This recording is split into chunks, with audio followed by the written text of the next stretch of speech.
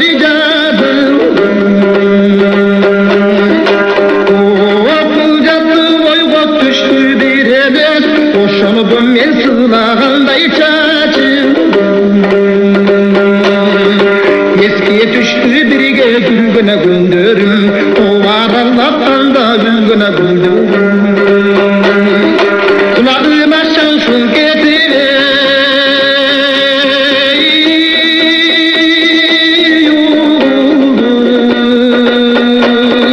kol boyunda dolu çiri.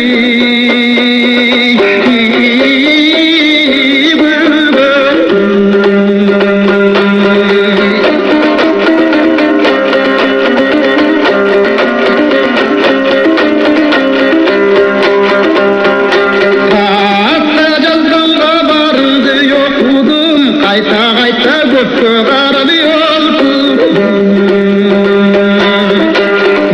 Yenge kaldı 10 kilodan degin go, kuvanışta bu çağın dili koltur.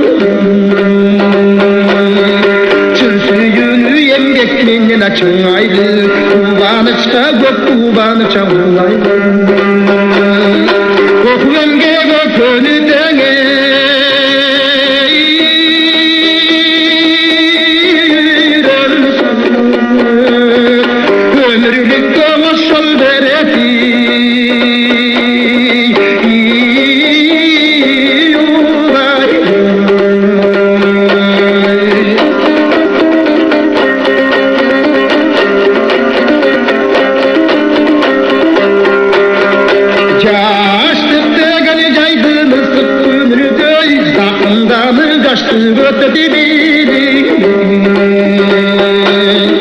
bir oktayım yaşlı uçun adamdı, oku emgek solmaz ömrü gülü.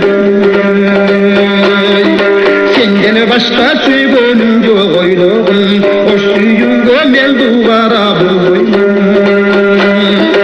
Öz menin birge ötsüne,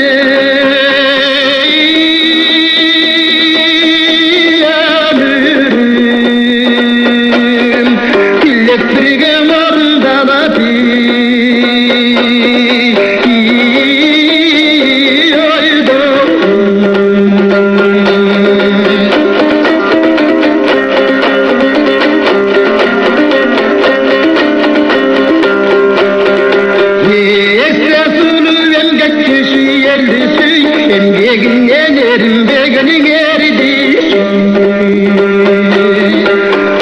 Aymağaltın sırtı bolup sızır içer, atam ekken konuştu süycerdi.